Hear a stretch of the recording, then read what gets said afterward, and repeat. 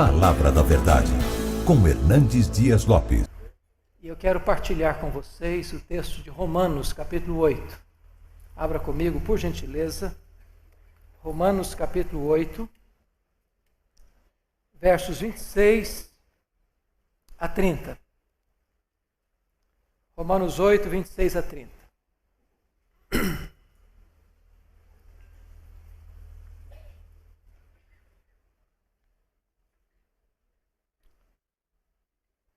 Os estudiosos dizem que a carta de Paulo aos Romanos é como que a cordilheira do Himalaia de toda a revelação bíblica. E se a carta aos Romanos é a cordilheira do Himalaia, certamente Romanos 8 é o pico do Everest. E eu gostaria então de ler com vocês esses versos 26 a 30. Paulo diz assim: também o Espírito semelhantemente nos assiste em nossa fraqueza, porque não sabemos orar como convém. Mas o mesmo Espírito intercede por nós sobremaneira com gemidos inexprimíveis. E aquele que sonda os corações sabe qual é a mente do Espírito, porque segundo a vontade de Deus é que ele intercede pelos santos. Sabemos que todas as coisas cooperam para o bem daqueles que amam a Deus, daqueles que são chamados segundo o seu propósito. Porquanto aos que de antemão conheceu, também os predestinou para serem conformes à imagem de seu Filho, a fim de que ele seja o primogênito entre muitos irmãos. E aos que predestinou, a esses também chamou. E aos que chamou, a esses também justificou. E aos que justificou, a esses também glorificou. Amém. O que eu vou lhe falar nesta noite não é uma mera possibilidade. Não é uma simples hipótese. O que eu vou lhe falar agora é algo absoluto. É uma verdade inquestionável, irrefutável, irrefragável. E a verdade é esta: nem todas as pessoas que sonham, planejam e desejam vencer na vida, vencem na vida. Isso é um fato absoluto e irrefutável. E eu quero ilustrar esse fato com a saga esportiva brasileira. Vocês se lembram que o Brasil hospedou pela primeira e única vez uma Copa Mundial de Futebol no ano de 1950.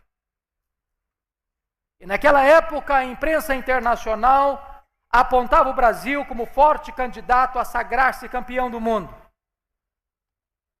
Para não frustrar a expectativa da imprensa internacional, o Brasil abriu aquele campeonato goleando o México por 4-0. Empatou em seguida com a Suíça por 2-2. Classificou-se para a fase seguinte, ganhando da então Iugoslávia por 2-0.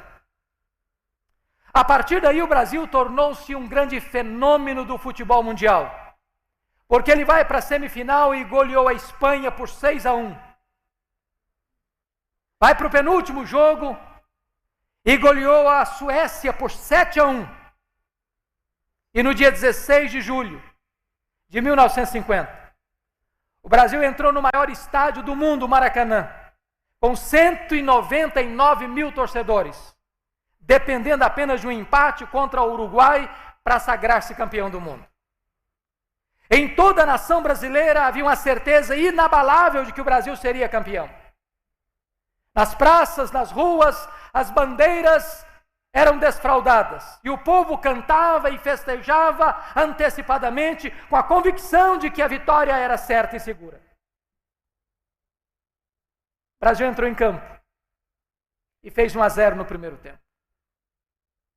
Quase que volta para o segundo tempo com a faixa de campeão no peito.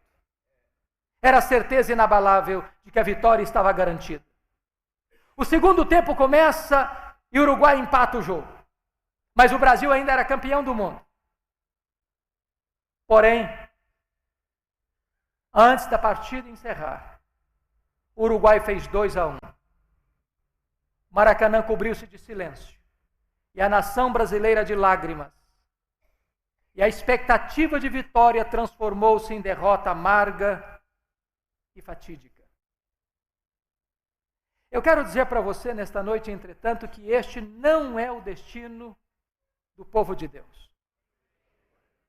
O povo de Deus não tem apenas expectativa de vitória, o povo de Deus tem garantia de vitória. Nós somos mais do que vencedores em Cristo Jesus, nosso Senhor. O verso 30 é como que um esboço da história. Tudo começa com Deus, lá na eternidade. Quando este Deus se reúne no conselho da Trindade, o Pai, o Filho e o Espírito Santo, e Ele traça um plano eterno, uno, perfeito, absoluto, que não pode ser frustrado.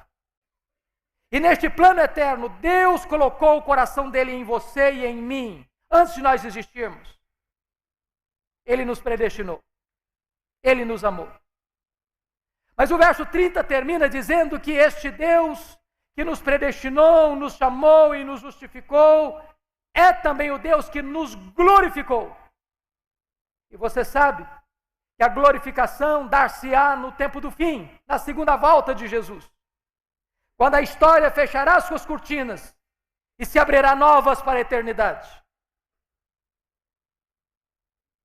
E então, o mesmo Deus que planejou tudo lá na eternidade vai consumar todas as coisas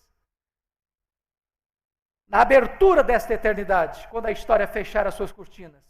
E Paulo então diz: aos que Deus predestinou, a esses Deus também chamou, aos que Deus chamou, a esses Deus também justificou, e aos que justificou, a esses também glorificou. De tal maneira que se você está em Cristo, você já está no céu. Não importa se o caminho é estreito. Não importa se a estrada está juncada de muitos inimigos. Não importa se o inferno inteiro levantar-se-á com fúria para tentar destruir você. Na verdade, ninguém pode arrancar você das mãos do Senhor Jesus. Quem garante esse triunfo final não é a sua fé, nem a sua força, é o Deus Todo-Poderoso. O texto que nós lemos vai nos mostrar quais são os passos que o próprio Deus há de dar para nos conduzir à sua glória. E eu quero chamar a sua atenção então para olharmos o verso 26. O primeiro passo é a solidariedade de Deus. Também o Espírito, semelhantemente, nos assiste em nossa fraqueza. Eu preciso dizer para você que você é vencedor não é porque você é forte. O cristianismo diverge frontalmente da psicologia de autoajuda. A psicologia de autoajuda diz que você é forte, que você tem a força, que você tem o poder, que você é um gigante adormecido, basta fazer cócegas no seu interior e levantar-se-á daí um gigante. Não é isso que a Bíblia diz. A Bíblia diz que você é fraco, eu sou fraco. Nós somos fracos. E nós temos muitas fraquezas. Primeiro, nós temos fraquezas físicas. O tempo vai esculpindo em nossa face algumas rugas indisfarçavelmente. As nossas pernas vão ficando bambas, os nossos joelhos trôpegos, as nossas mãos descaídas, os nossos olhos embaçados. Dizem os estudiosos que cada fio de cabelo branco que brota na nossa cabeça é a morte nos chamando para um duelo. E eu acho que já tem um exército acampado ao meu redor.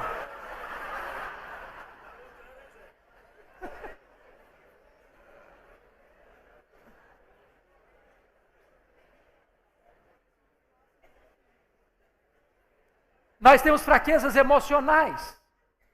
Quantas vezes você já não sentiu-se esmagado por situações, avassalado por sentimentos, atormentado por circunstâncias? Quantas noites indormidas, quantas madrugadas insones, quantas lágrimas grossas rolando pela sua face, e você pensou em desistir da própria vida. Temos fraquezas emocionais. Temos fraquezas morais. Quantas vezes, meus amados irmãos, nós já prometemos com lágrimas para Deus nunca mais reincidir em determinados erros, em repetir os mesmos pecados, e de repente, mesmo honesta e sinceramente prometendo, recorremos nos mesmos erros, porque temos fraquezas morais. Mas temos fraquezas também espirituais, porque o bem que nós queremos fazer, este nós não o fazemos, e o mal que não queremos, esse praticamos. Entretanto, apesar da nossa fraqueza, Deus não nos escorraça, mas o Espírito Santo nos assiste em nossa fraqueza. E essa palavra assistir na língua grega traz a ideia de que a vida é um fardo tão pesado que você não pode carregar este fardo sozinho, então o Espírito Santo vem e carrega este fardo por você. Agora, por que você e eu somos fracos? Paulo responde, porque nós não sabemos orar como convém, nem orar sabemos. E por que não sabemos orar como convém? Porque nós não sabemos o que é melhor para nós. Às vezes nós pedimos para Deus uma pedra pensando que estamos pedindo um pão. Às vezes pedimos para Deus um escorpião pensando que estamos pedindo um ovo. Às vezes pedimos para Deus uma cobra pensando que estamos pedindo um peixe. Às vezes pedimos para Deus que vai nos destruir pensando que estamos pedindo aquilo que vai nos dar vida. Deus não dá o que você pede, Deus dá o que você precisa. Deus dá o melhor.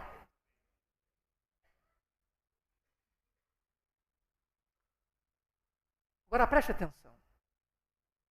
O apóstolo Paulo vai nos dizer um segundo ponto, porque Deus está comprometido em nos conduzir à glória. Não apenas por causa da sua solidariedade, mas também por causa da sua compaixão. Veja o verso 26 ainda. Mas o mesmo Espírito intercede por nós sobremaneira com gemidos inexprimíveis. Eu acho isso magnífico porque dentro da Trindade você tem dois intercessores. A segunda pessoa da Trindade, Jesus Cristo, é o seu intercessor legal, jurídico, forense, que está à destra de Deus, é o advogado justo.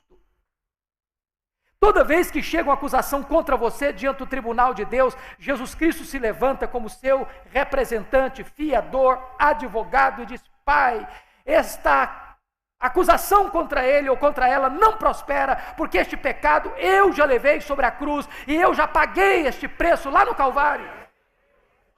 Este ou esta não deve mais nada à tua lei, está quites com a tua lei, está quites com a tua justiça, porque a condenação que ele deveria sofrer, eu já sofri, a morte que ele devia morrer, eu já morri no lugar dele ou dela. Por isso a Bíblia diz: quem tentará acusação contra os eleitos de Deus? É Deus quem os justifica. Quem os condenará? É Cristo Jesus quem morreu, o antes quem ressuscitou, o qual está à destra de Deus e também intercede por nós. Mas notem que, em segundo lugar, nós temos um segundo intercessor na Trindade, é o Espírito Santo. Ele é o intercessor existencial. Se Jesus Cristo intercede por nós à destra de Deus, o Espírito Santo intercede por nós, em nós, ao Deus que está sobre nós. E como é que o Espírito Santo intercede por você? De três maneiras. Primeiro, de forma intensa. Olha o verso 26. Ele intercede por nós sobremaneira. É a mesma expressão, porque Deus amou o mundo de tal maneira. Ele é Deus, e Ele emprega toda a sua energia, sua força, os seus atributos nesta intercessão por você, em você, ao Deus que está sobre você. Segundo lugar, esta intercessão, além de intensa, ela é agônica, porque é com gemidos inexprimíveis. E eu confesso a vocês que já li tantos comentários, e já li tantos exegetas, e já examinei esse texto na língua original, e eu entendo que nós não conseguimos nem arranhar a superfície do que Paulo está querendo dizer aqui. O que é um gemido? Um gemido é uma expressão tão intensa de agonia e de dor, que você não articula em palavras. E o Espírito Santo é Deus. E como tal, Ele conhece todas as línguas, todos os idiomas, todos os dialetos, de todos os povos, de todos os tempos, de todos os lugares. Ele conhece a língua dos homens, Ele conhece a língua dos anjos. E quando Ele está orando por você, em você, ao Deus que está sobre você, Ele não encontra sequer uma língua no céu ou na terra, ou dos anjos ou dos homens, e tamanha agonia da oração, que Ele geme com gemidos inexprimíveis. É dessa maneira que o Espírito Santo ora por você. Mas não é apenas uma oração intensa e agônica. Em terceiro lugar, a intercessão do Espírito é eficaz. Porque o verso 27 diz que é segundo a vontade de Deus é que ele intercede pelos santos. O Espírito Santo jamais vai desperdiçar sequer uma oração em seu favor. Todas as orações e intercessões do Espírito em você, por você, ao Deus que está sobre você, estão alinhadas com a perfeita, agradável e boa vontade de Deus. Deus está comprometido em conduzir você à glória. Mas em terceiro lugar, Deus está comprometido em conduzir você à glória por causa da sua sabedoria. Olha comigo o verso 28. Sabemos que todas as coisas cooperam para o bem daqueles que amam a Deus, daqueles que são chamados segundo o seu propósito. Eu gosto como Paulo começa esse verso, porque ele não usa uma palavra de sentido inexato. Ele não diz assim, nós sentimos, ou cogitamos, ou nós imaginamos. Ele diz, nós sabemos. E esta palavra sabemos do grego vem da matemática, é um termo exato, concreto, absoluto. Aqui não é a linguagem da conjectura hipotética, aqui é a linguagem da certeza experimental. Sabemos. E sabemos o quê? Que algumas coisas, que muitas coisas, que as melhores coisas, não que todas as coisas cooperam para o bem daqueles que amam a Deus. Vamos entender esse verso? Primeiro vamos entender o que Paulo não está dizendo. Primeiro, Paulo não está dizendo que todas as coisas que acontecem com você na sua vida são coisas boas. Ele não está dizendo isso. Com você acontecem coisas ruins. Hoje a minha filha foi assaltada em São Paulo. Graças a Deus, nada de grave aconteceu. Isso não é uma coisa boa. Quando os irmãos de José, por inveja, jogaram-no em uma cacimba, e depois venderam-no como escravo para o Egito, aquilo não foi uma coisa boa. O que o texto está dizendo é que mesmo que alguém faça um mal contra você, e intente um mal contra você, e machuque você, Deus vai transformar isso em bem para você. Segundo lugar, Paulo não está dizendo que as coisas vão se encaixar por uma mera coincidência. Não, Paulo não está dizendo isso. Nós não cremos em coincidência. Nós não cremos em sorte. Nós não cremos em azar. Nós não cremos em determinismo. Nós não temos medo de olho gordo. Nós não temos medo de sexta-feira 13. Nós não temos medo de feitiço. Nós entendemos que a nossa vida está nas mãos do Deus Todo-Poderoso. Que nenhum fio de cabelo da sua cabeça pode ser tocado sem que Deus saiba, sem que Deus permita, sem que Deus tenha um propósito. Terceiro lugar, Paulo não está dizendo que todas as coisas cooperam para o bem de todas as pessoas. Ele não está dizendo isso. A Bíblia diz que aquele que semeia vento, colhe tempestade. Aquele que semeia na carne, da carne colhe corrupção. Mas se você ama Deus, se você foi chamado segundo o propósito de Deus, então Deus está com as rédeas da sua vida nas suas onipotentes mãos, e está trabalhando para o seu bem. Agora talvez você olhe para mim e diga assim, pastor, eu acho isso tão bonito na Bíblia, mas não é isso que está acontecendo na minha vida. A minha vida está uma confusão. A minha vida parece um barco no meio de uma tempestade à deriva. A minha vida parece uma lasca de lenha jogado de um lado para o outro ao sabor das ondas. Eu não estou entendendo. Deixa eu dizer uma coisa para você.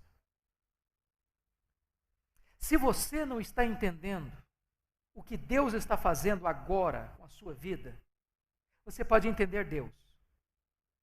Ele é seu Pai e Ele é soberano.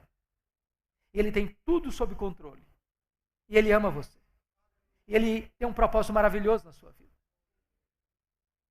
Quando Albert Einstein veio à América, depois do seu sucesso com a teoria da relatividade, alguns repórteres perguntaram à sua mulher,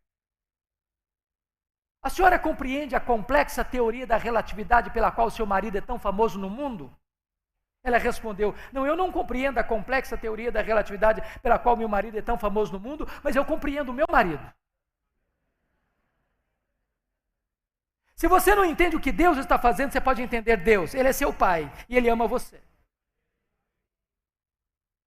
Gary Chapman é um autor muito conhecido aqui no Brasil.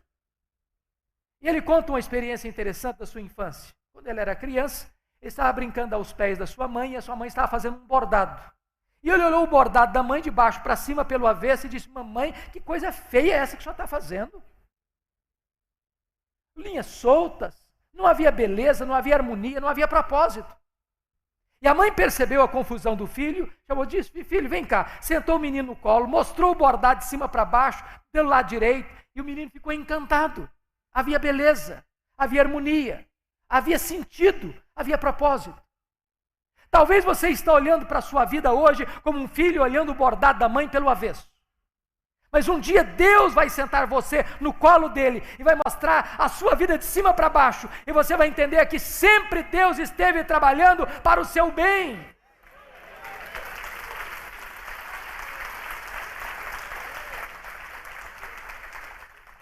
Talvez você olhe hoje e diz: meu Deus, eu não estou entendendo. Sabe, foi isso que Jó disse para Deus.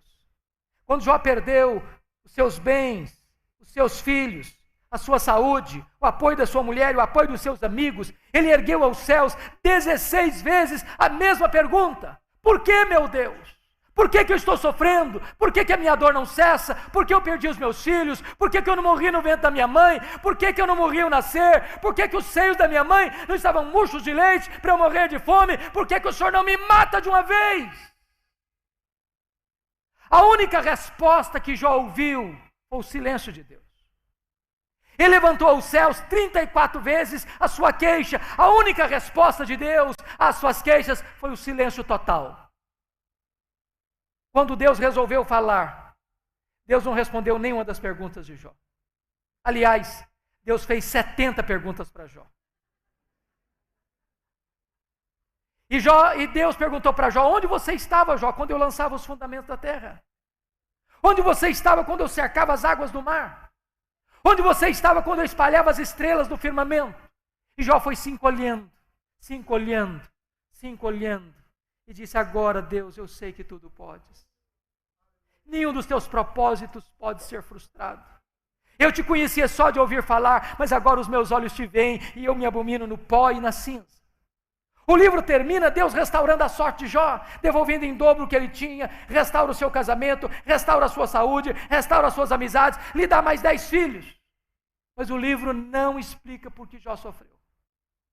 Todo mundo estava errado, o diabo estava errado, que achou que ninguém podia amar mais a Deus do que o dinheiro, do que a família, do que a saúde. A mulher de Jó estava errada, porque achou que ninguém podia adorar a Deus no sofrimento. Os amigos de Jó estavam errados, porque acharam que Jó sofria por um pecado grave que cometera. Jó estava errado, porque pensou que Deus o afligia sem causa.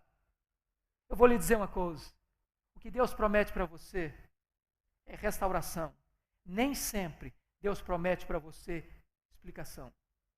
Se você não tem explicação de Deus, você pode pela fé dizer: nós sabemos que todas as coisas cooperam para o bem daqueles que amam a Deus, daqueles que são chamados segundo o seu propósito.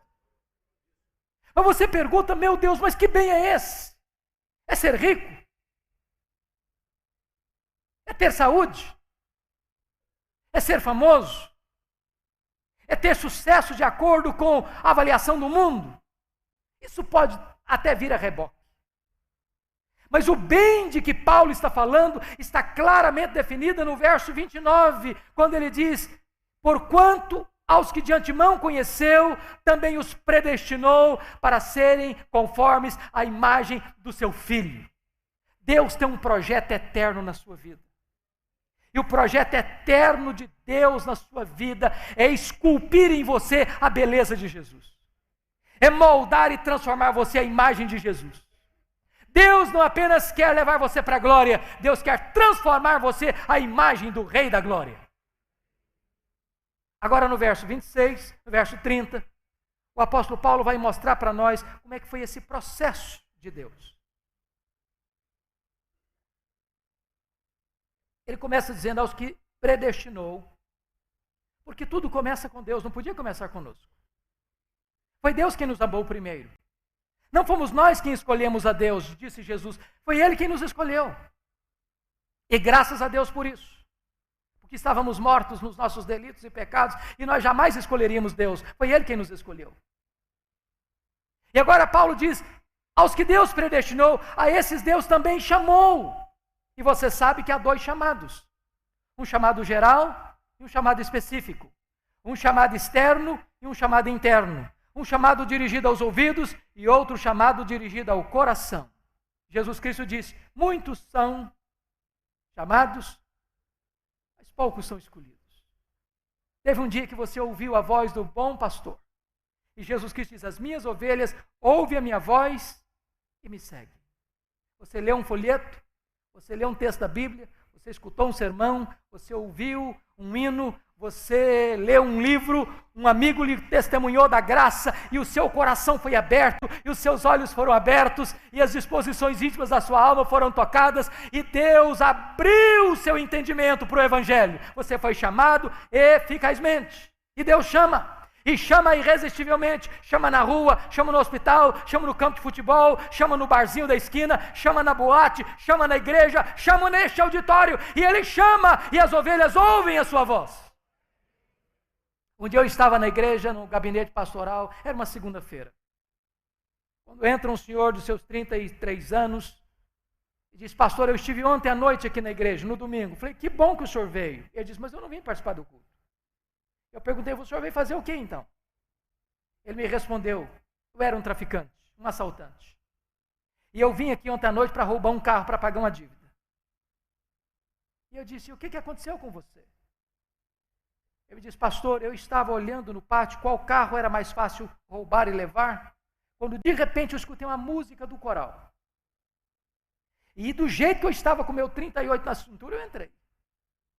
Fui arrastado irresistivelmente.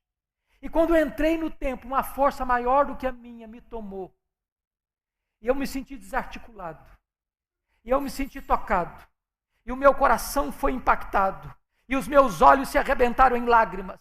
E eu fui tomado de convicção de pecado. E eu saí chorando para casa. E a minha mulher me perguntou, Ricardo, o que aconteceu com você? Alguém machucou você? Eu disse para ela, não mulher, aquele homem que você conhecia até ontem morreu. Hoje eu sou uma nova criatura. Deus mudou a minha vida.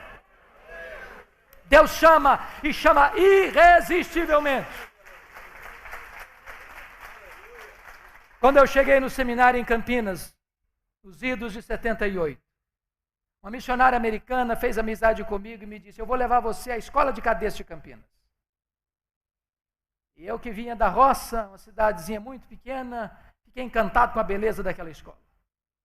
Com aquele fervor de um primeiranista de seminário, primeiro soldado que eu vi na minha frente, com a metralhadora na mão, no seu posto de guarda, com um nome bordado na sua lapela, João Miguel Corpus, eu me aproximei dele e disse, João Miguel Corpus, você conhece a Jesus, o Filho de Deus? João Miguel Corpus quase me bateu. Ele me insultou, ele blasfemou. Ele diz, não me fale essa tolice, eu não acredito nesse negócio de Deus, eu não acredito nessa bobagem de evangelho, não me incomode. E eu fiquei frustrado, envergonhado e perplexo perto daquele moço. Confesso que eu perdi o rumo de casa. Mas antes de ir embora, Deus me deu uma palavra de ousadia. E eu virei para o João Miguel Corpus e disse, João Miguel Corpus, eu preciso lhe dizer 3 coisas antes de ir embora. Primeiro, Deus existe, acreditando você nele ou não, ele existe assim mesmo. Segundo, esse Deus ama você. E provou esse amor, mandando Jesus, o seu filho, para vir ao mundo, morrer em seu lugar, para perdoar os seus pecados, dar a você a vida eterna. E terceiro, você é um pecador, e se você não se arrepender, você vai para o inferno, e até logo, sair correndo, o cara estava com a metralhadora na mão.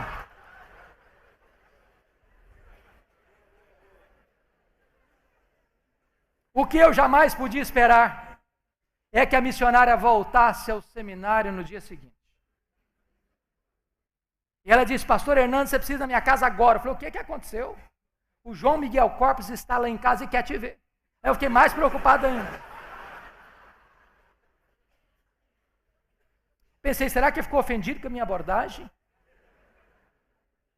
Quando eu cheguei naquela casa, João Miguel Corpos estava sentado no fundo da sala. Quando ele me viu entrando, ele se levantou. Correu na minha direção. Me segurou pelos braços e com as lágrimas rolando na sua face. Ele me disse, por favor, me fale do seu Deus. Me fale do seu Jesus. E aquele soldado ateu estava de joelhos, se rendendo aos pés do Salvador.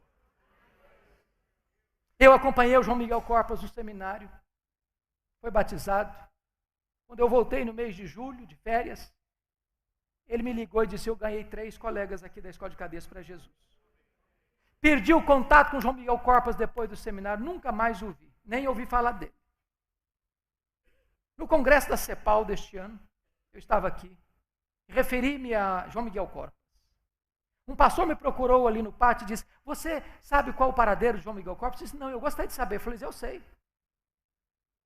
João Miguel Corpos está concorrendo ao generalato. E mais, ele é ministro do Evangelho.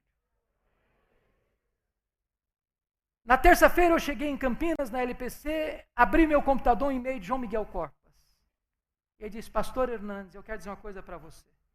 O seu trabalho no Senhor não foi em vão. Eu quero encontrar com você esta semana. Naquela mesma semana eu fui pregar na Igreja Presbiteriana de Vila Mariana. Lá estava João Miguel Corpos com a sua esposa, ministro do Evangelho, salvo por Jesus Cristo. Deus chama. E chama irresistivelmente. Aos que Deus chamou, diz o apóstolo Paulo, a esses também justificou. E aqui está o coração da Bíblia. Se eu não entendo o que é justificação, eu não entendo o projeto de Deus para a minha vida. O que é justificação? Permitam-me detalhar esse assunto. A Bíblia diz que todos pecaram e destituídos estão da glória de Deus. Não há justo nenhum sequer. Todos se extraviaram como ovelhas. E a Bíblia diz que todos nós temos que comparecer perante o tribunal de Deus para dar conta da nossa vida. Grandes e pequenos, homens e mulheres, jovens e crianças, doutores e analfabetos, religiosos e ateus. E a Bíblia diz que naquele grande dia do juízo, Deus, o Senhor vai estar assentado no seu trono, o Senhor Jesus, e os livros serão abertos, e nós vamos ser julgados segundo as nossas obras. E naquele dia do juízo, testemunhas levantar-se-ão contra nós. Por exemplo, as nossas palavras. A Bíblia diz que você vai dar conta no dia do juízo por todas as palavras frívolas que você proferiu. Você se lembra de todas? Já perdeu a paciência alguma vez? Você já ficou destemperado emocionalmente alguma vez? Você já xingou alguma vez? Já falou palavrão alguma vez? Já contou piada imoral alguma vez? Ah, você talvez não se lembre, mas Deus registrou tudo isso. E você vai ter que dar conta no dia do juízo. Segundo lugar, a Bíblia diz que você e eu vamos ser julgados pelas nossas obras. O que você fez, seu pai não viu, a sua mãe não viu, seu marido não viu, sua esposa não viu, seu pastor não viu, seus vizinhos não viram, a igreja não viu, Deus viu.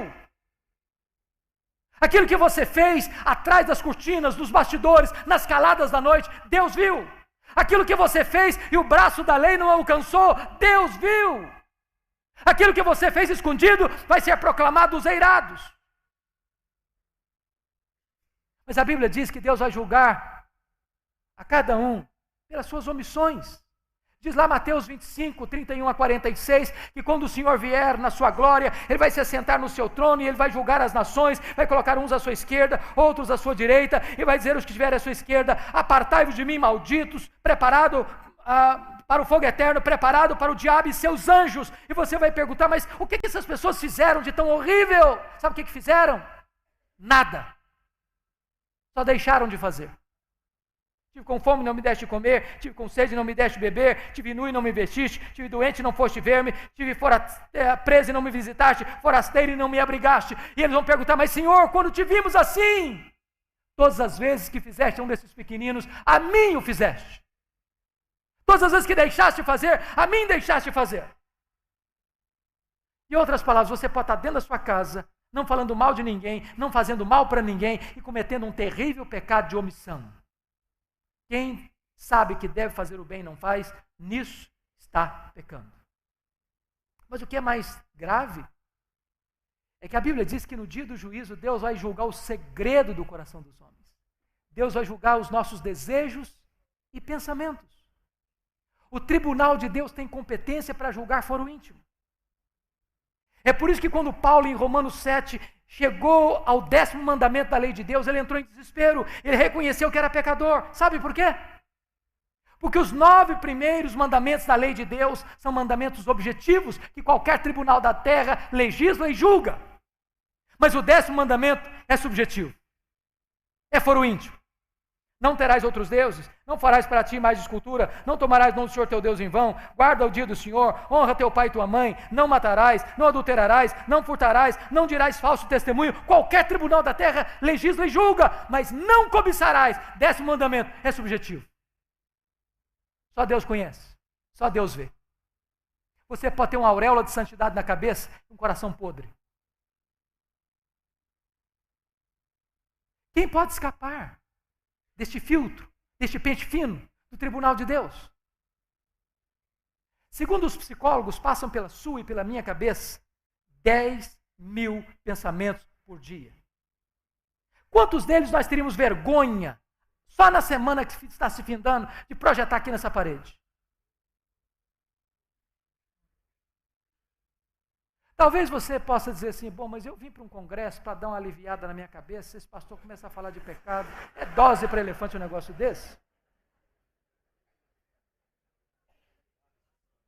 Talvez você pense assim, bom, o senhor está equivocado, eu sou gente boa, está pensando o quê?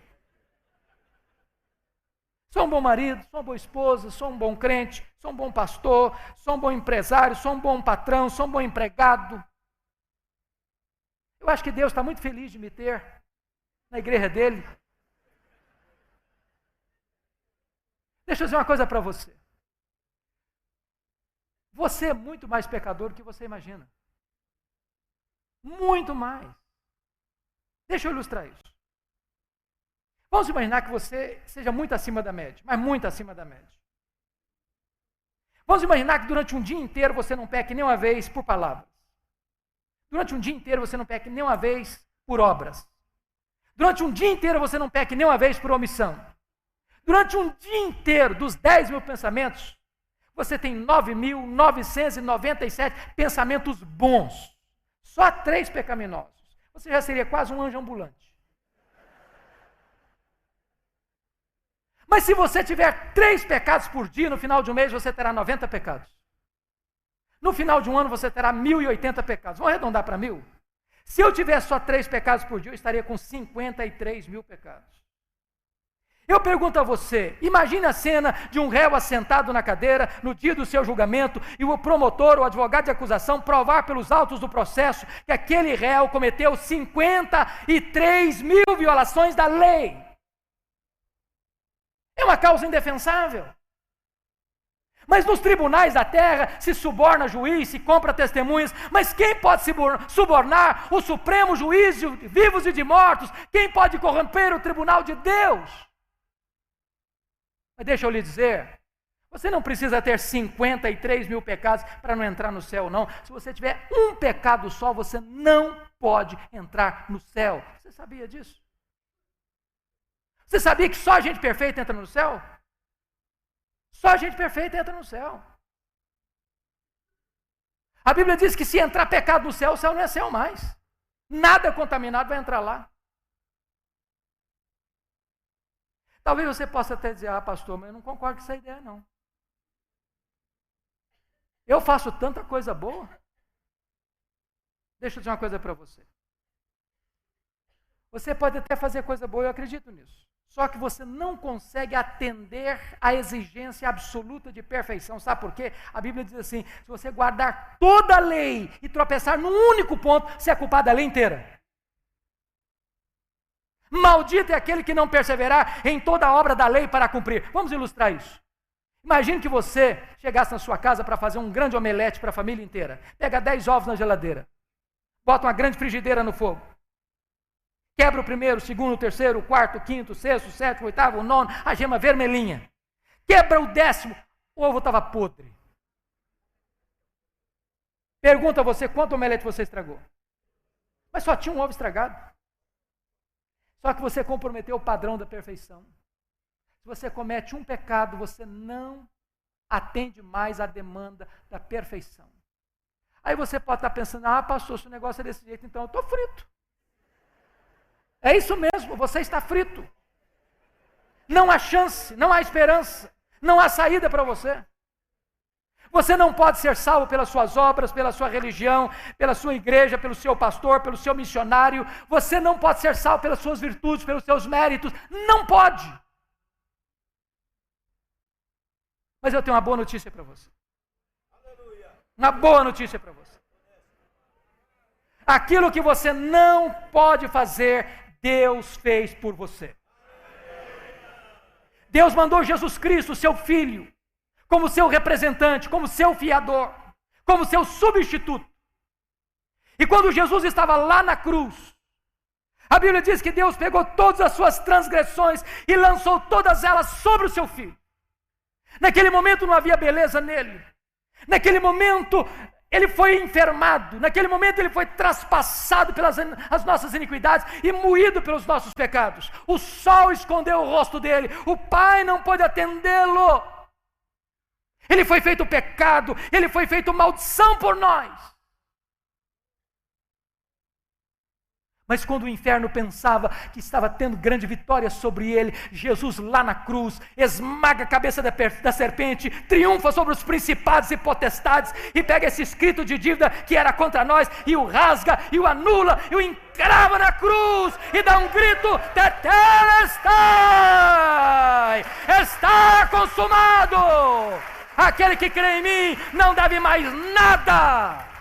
Está quites com a lei de Deus, está quites com a justiça de Deus, está justificado. Meus amados irmãos, justificação é mais do que perdão. É mais do que perdão. Eu vou ilustrar isso. Imagine que você devesse R$1 milhão no Banco do Brasil e está falido, sem um centavo. Alguém vai lá e deposita R$1 milhão na sua conta e quita a sua dívida.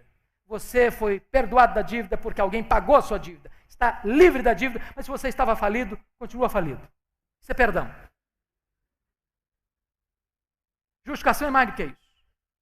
Aconteceu lá na cruz uma transação comercial importante. Primeira transação. Diz Paulo em 2 Coríntios, capítulo 5, que Deus reconciliou o homem consigo mesmo por intermédio de Cristo, não imputando aos homens as suas transgressões. A palavra imputação é colocar na conta de. Deus não pôs a sua dívida na sua conta. E a sua dívida é impagável. Essa foi a primeira transação. Segunda pergunta, mas se não colocou na minha conta, colocou na conta de quem? E aí a Bíblia diz, aquele que não conheceu o pecado, Deus o fez pecado por nós.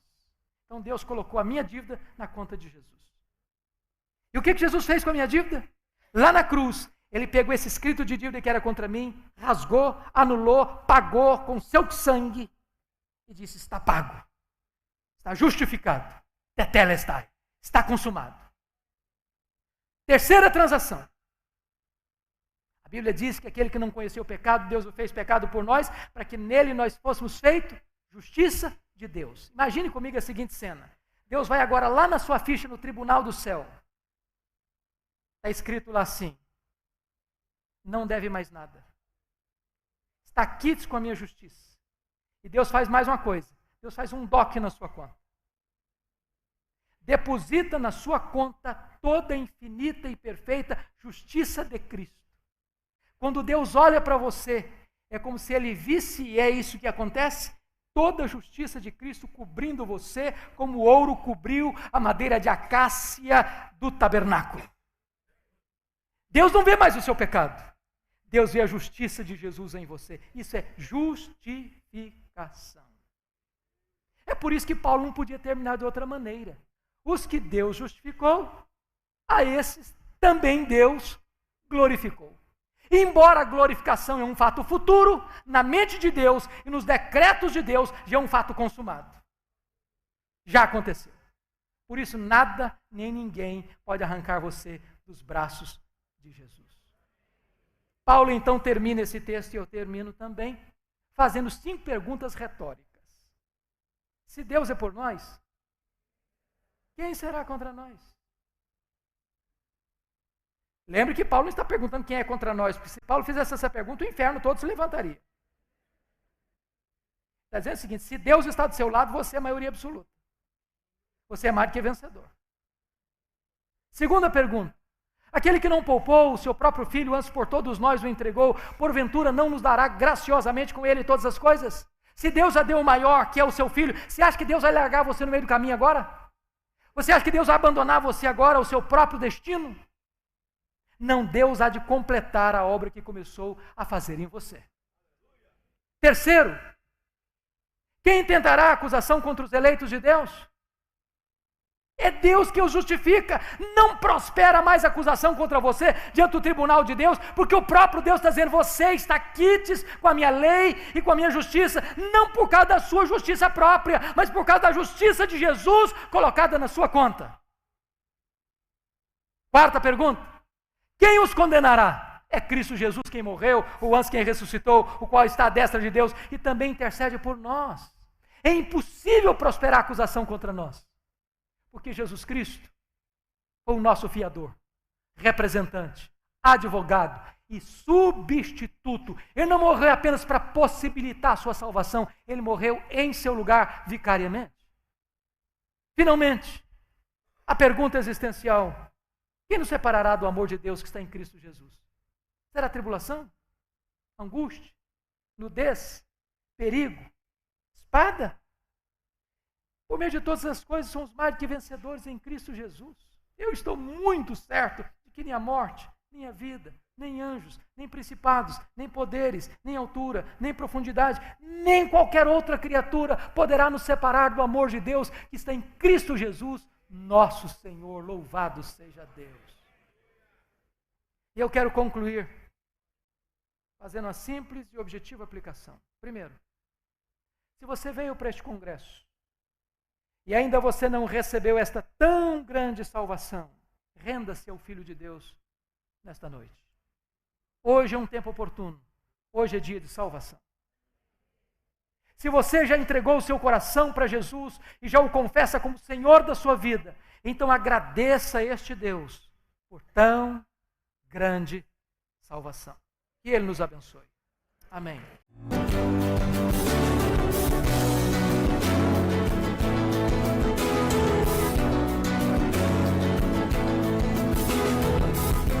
Palavra da Verdade, com Hernandes Dias Lopes.